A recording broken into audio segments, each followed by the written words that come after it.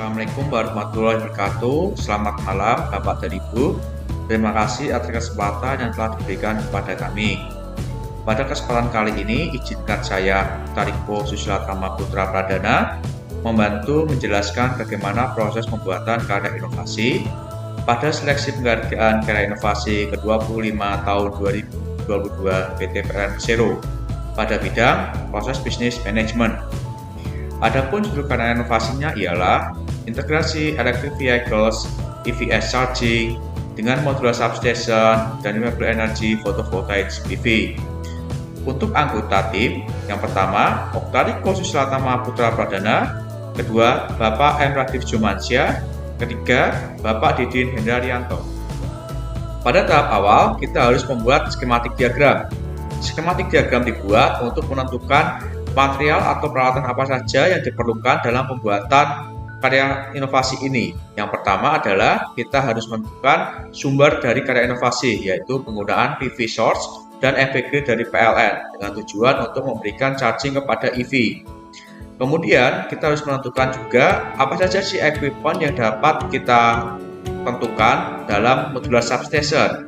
Nah, material tersebut ialah yang pertama AC/DC panel, inverter, baterai pack, DC-DC converter, energy meter panel, distribution transformer, dan rectifier, serta energy meter panel. Ketika seluruh material ini sudah kita tentukan, kita harus menentukan spesifikasi teknis dan kalkulasi yang diperlukan untuk menunjang kebutuhan EV charging untuk 3 mobil dan 10 motor listrik.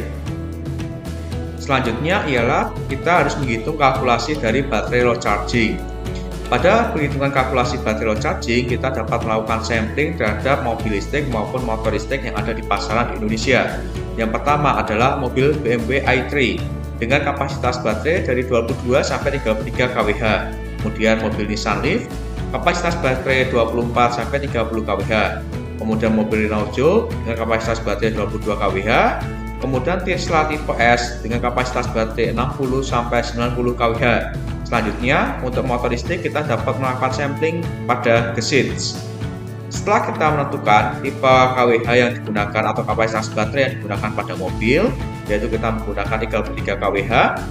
Selanjutnya kita dapat menentukan tipe charging pada mobil atau kendaraan listrik yang kita gunakan, yaitu yang pertama adalah normal, semi quick, dan quick. Perbedaan dari normal, semi quick, dan quick tentu terdapat pada tipe tegangan, fasa, dan arusnya.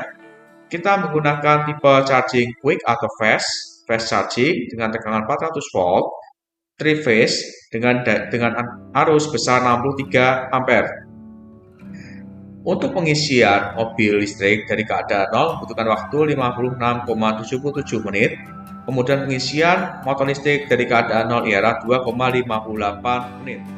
Selanjutnya ialah menghitung daya yang dihasilkan oleh PV. Seperti kita lihat, daya yang dihasilkan oleh PV ialah 16 kWh per hari dengan kalkulasi sebagaimana berikut, yaitu energi yang dihasilkan ialah total solar panel area dikalikan oleh solar panel yield dalam persen dikalikan oleh annual average radiation on tilt panel dikalikan oleh performance ratio termasuk dari koefisien losses sebagaimana terlampir, sehingga kita dapat menghasilkan nilai dari energi yang dihasilkan oleh PV. Selanjutnya ialah kita harus menentukan kalkulasi dari PV sizing. Pada PV sizing sendiri kita menyesuaikan area kontainer yang digunakan pada karya tulis ini. Kita menggunakan area double container yaitu sebesar 26 meter persegi, sehingga kita dapat menggunakan sekitar 15 panel, di mana dimensi tiap panel ialah dengan panjang 1,7 meter, lebar 1,016 meter, sehingga luas area pada tiap panel ialah 1,7 meter persegi, sehingga kebutuhan untuk memenuhi 26 meter persegi cukup untuk 15 panel. Tipe yang digunakan pada panel PV ialah tipe dengan solar panel yield 21,4%. Selanjutnya ialah kita harus dapat menghitung kalkulasi dari inverter. Kalkulasi dari inverter harus menghitung kebutuhan daya yang diperlukan pada mobil listrik maupun motor listrik, termasuk equipment yang diperlukan pada modular substation itu sendiri, seperti lighting, exhaust fan, air conditioner, socket outlet, receptacle, FNG detector system, incoming panel, energy meter, AC/DC panel, heater, lighting, socket, one phase. Kemudian setelah kita mengetahui itu semua, kita harus dapat menghitung kebutuhan beban pada modular substation. Dengan penggunaan beban ialah 2 kali maksimum load atau 2 kali beban maksimum, sehingga kita dapat mengetahui bahwa kebutuhan inverter ialah 300 kVA sebanyak 1 unit. Selanjutnya ialah hitung kalkulasi dari beban baterai 110 volt DC. Pada 110 volt DC yang diperlukan ialah energy meter panel, inverter, CPU incoming, trip and closing, 20 kV switchgear, dan emergency lighting. Seluruh kebutuhan dapat kita hitung di sini untuk menentukan berapa besar atau berapa banyak arus dan daya yang diperlukan untuk dapat bekerja selama kontinu selama 8 jam. Selanjutnya ialah kalkulasi dari baterai sizing. Kalkulasi dari baterai sizing sendiri kita harus menghitung seluruh kebutuhan beban, baik itu mobil listrik maupun motor listrik. Selanjutnya kita dapat menghitung dari tegangan floating dari baterai itu sendiri, yaitu 2,23 volt. Kemudian kita harus dapat menghitung kebutuhan volt DC pada 1000 ampere hour baterai. Kemudian dari itu dapat kita hitung juga kebutuhan sel yang diperlukan pada baterai. Setelah kita hitung itu semua, kita dapat mengetahui spesifikasi baterai yang digunakan, yaitu tipe dry cell, 1000 ampere hour, 2,23 volt, 50 sel, dan 5 sel spare. Selanjutnya ialah kita harus dapat menghitung kebutuhan dari baterai charger. Kebutuhan baterai charger sendiri untuk menentukan berapa besar kapasitas dari rectifier yang mengubah dari AC ke DC, sehingga kita dapat menghitung kebutuhan baterai charger yang diperlukan untuk dapat bekerja selama 8 jam. Di sini kita dapat mengetahui bahwa kebutuhan baterai charger yang diperlukan ialah 1300 ampere, 110 volt DC. Selanjutnya ialah perhitungan kalkulasi dari AC load list. Kebutuhan AC load list sendiri dapat kita tentukan berdasarkan spesifikasi material equipment yang akan kita gunakan pada modular substation. Pada karya tulis ini kita dapat merinci kebutuhan dari material apa saja yang diperlukan. Misalkannya kita memerlukan EV switch incoming panel, baterai charger 110 volt DC, inverter, dan AC/DC. Kemudian ketika seluruh daya yang diperlukan di sini tadi tertera, kita dapat menentukan kebutuhan dari trafo distribusi yang digunakan, yaitu tipe 20 ke 0,4 kV 400 kVA. Selanjutnya ialah menghitung kalkulasi kebutuhan daya pada 20 kV incoming. Pada 20 kV incoming kita harus menentukan peralatan apa saja yang terdapat pada panel tersebut, seperti kita menggunakan main protection ref 615, backup protection, OSR atau GFR relay. Selanjutnya ada annunciator, position indicator, blocking magnet, dan finder atau auxiliary relay, sehingga kita mengetahui bahwa kebutuhan daya yang digunakan pada incoming 20 kV ialah sebesar 70,6 watt atau 0,65 ampere. Selanjutnya ialah kita dapat mengkalkulasi kebutuhan exhaust fan di dalam kontainer atau modular substation itu sendiri. Kebutuhan exhaust fan itu berkorelasi langsung terhadap luas area dan ketinggian dari ruangan atau kontainer atau modular substation, sehingga dapat kita tentukan kebutuhan CFM ialah atau cubic feet meter ialah 480. Kemudian kita usulkan untuk menggunakan 500 CFM sesuai dengan pasaran yang ada. Selanjutnya ialah kita harus dapat melakukan simulasi atau kalkulasi dari kebutuhan dimensi pada modular substation. Yang pertama ialah kontainer. Pada kontainer sendiri kita menggunakan tipe double container dengan dimensi 11,74 meter untuk panjang dan lebar 2,28 dan tinggi ialah 2,591. Selanjutnya ialah PV cell. PV cell sendiri di sini akan menyesuaikan dimensi dari kontainer yang ada. Jumlah PV cell ialah 15 sel dengan ukuran lebar, panjang, dan tinggi sesuai dari pasaran yang ada. Selanjutnya baterai. Baterai sendiri menggunakan dimensi yang ada sesuai spesifikasi yang akan kita gunakan, yaitu tipe baterai dry cell 1000 Ah. Selanjutnya adalah energy meter panel. Untuk energy meter panel kita menggunakan tipe yang ada di pasaran, yaitu tipe 800 x 800 x 2,2 meter. Selanjutnya ialah trafo. Trafo yang digunakan ialah trafo 400 kVA dengan ukuran lebar, panjang, dan tinggi sebagai berikut. Selanjutnya ialah inverter. Inverter yang digunakan sesuai kebutuhan ialah dengan panjang, lebar, dan tinggi sebagaimana berikut. Selanjutnya ialah baterai charger. Baterai charger yang digunakan ialah sesuai dengan pasaran yang dapat kita tentukan dan dapat kita simulasikan pada gambar. Selanjutnya ialah DC-DC converter. Gunakan ukuran lebar, panjang, dan tinggi. Selanjutnya ialah incoming 20 kV switchgear dengan ukuran panjang, lebar, dan tinggi sesuai dengan pasaran dan spesifikasi yang kita perlukan. Yang terakhir ialah AC/DC panel. Penggunaan AC/DC panel juga menentukan untuk mengetahui dimensi tepat pada saat pelaksanaan di lapangan atau di modular substation. Ketika seluruh dimensi telah kita tentukan dan seluruh spesifikasi peralatan telah kita capai di sini, tahap selanjutnya ialah kita harus membuat simulasi 3D.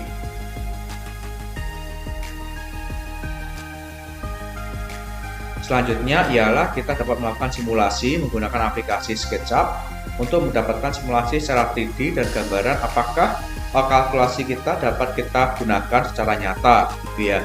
Jadi setelah kita dapat mengetahui dimensi, spesifikasi, kuantiti dari equipment pada Excel, sekarang kita lakukan penggambaran atau simulasi. Pada simulasi ini dapat kita lihat kita menggunakan 3 EV charging untuk mobil listrik dan 10 EV charging untuk motor listrik. Dan penempatan modular substation berada di area dekat dengan jaringan 20 kV milik PLN. Selanjutnya ialah kita dapat lihat juga penggunaan 15 panel sel surya sesuai dengan kalkulasi dan dimensi yang telah kita tentukan sebelumnya dari Excel. Nah, ada 15 panel sel surya. Kemudian setelah itu dapat juga kita lihat penggunaan dari safety dari handrail atau tangga yang ada di pada modular substation itu sendiri. Jadi ini kita mengedepankan ada prinsip safety dan keamanan, selain juga fungsi dari penggunaan modular substation. Selain itu, dapat kita lihat kita menggunakan double container ya sesuai dari kalkulasi dimensi yang ditentukan. Selanjutnya ialah kita dapat melakukan section penampang terhadap di dalam modular substation itu sendiri. Seperti kita lihat pada gambar, dapat kita lihat kita menggunakan perbandingan ukuran 1:1 terhadap double container yang digunakan. Kita menggunakan trafo PS, kemudian juga terdapat panel kubikel incoming 20 kV, panel inverter, rectifier atau baterai charger, AC/DB, AC/DC, kemudian kita juga menggunakan dua air conditioner dan ada 55 baterai pack. Semua telah kita simulasikan dan tepat sesuai dengan kalkulasi yang kita kerjakan, sehingga pelaksanaan dari modular substation itu sendiri dapat dilaksanakan di lapangan. Seperti kita lihat, penggunaannya cukup dengan compact ya, compact sekali. Dapat kita lihat di sini dia menggunakan incoming 20 kV, dapat menggunakan inverter, trafo PS, air conditioner 2, exhaust fan, kemudian juga terdapat AC/DB. Kemudian juga kita dapat lihat menggunakan MPPT atau untuk DC-DC converter ya. Sehingga penggunaan pada inovasi ini dapat diterapkan pada saat pelaksanaan implementasi di kehidupan nyata. Seperti itu. Kita dapat lihat secara berputar ya, seperti ini. Baik, jadi secara garis besar nanti karya inovasinya akan seperti ini. Dengan ukuran perbandingan 1:1 di dekat JTM milik PT PLN Persero. Jadi nanti dapat kita cantolkan dengan milik PLN. Ketika daya dari sel surya atau PV tidak mencukupi untuk dapat mengisi motor maupun mobil listrik. Nah, ini adalah contoh simulasinya. Simulasi dilakukan menggunakan perbandingan 1:1 dan sesuai dari material yang ada atau equipment yang ada di pasaran. Terima kasih atas partisipasi Bapak dan Ibu telah menyaksikan video kami dari awal sampai akhir. Selanjutnya, izinkan kami dapat menutup dari video ini menggunakan biodata dari penulis. Yang pertama, Oktariko Suswatama Putra Pradana, lahir di Semarang pada tanggal 22 Oktober 1992 dan meraih gelar sarjana teknik elektro dari Universitas Diponegoro dengan IPK 3,76 dari 4 di tahun 2014 dan gelar insinyur dari Institut Teknologi Bandung dengan IPK 3,5 dari 4 di tahun 2021. Selanjutnya, beliau juga meraih gelar insinyur profesional madya IPM dari Persatuan Insinyur Indonesia di tahun 2022 dan sertifikat engineer dari PII dengan STRI nomor 2.002.22.1 20000100899 di tahun 2022. Penulis juga aktif sebagai tim kelompok kerja SPLN Commissioning SUTT dan SUTET dan SPLN Commissioning Kabel Tanah dan Kabel Laut. Selain itu, Penulis juga aktif dalam publikasi internasional, salah satunya pada CEPSI, Conference of the Electricity Power Supply Industry 2021, The Energy Digicon of Asia Pacific, yang diselenggarakan oleh ASEA, Association of the Electricity Supply Industry of the East Asia and Western Pacific di Manila, Filipina. Selanjutnya, penulis kedua, Bapak Muhammad Adi Jumansyah, lahir di Yogyakarta pada tanggal 9 April 1987 dan meraih gelar sarjana elektro dari Institut Teknologi 10 November Surabaya tahun 2009. Memulai karir di PT PLN Persero Distribusi Bali pada tahun 2012 dan sejak 2017 bergabung PT PLN Persero Ujung Bakteng. Selanjutnya, penulis ketiga ialah Bapak Didi Hindaryanto, lahir di Malang pada tanggal 4 Januari 1982 dan meraih gelar sarjana teknik sipil dari Universitas Brawijaya Malang. Memulai karir di PT PLN Persero Kusmantro pada tahun 2009 dan sejak tahun 2017 bergabung kepada PT PLN Persero Ujung Bakteng. Mungkin itu Bapak dan Ibu yang dapat kita sampaikan pada kesempatan kali ini. Mohon maaf jika ada yang kurang berkenan. Wabillahi taufiq wal hidayah. Wassalamualaikum warahmatullahi wabarakatuh.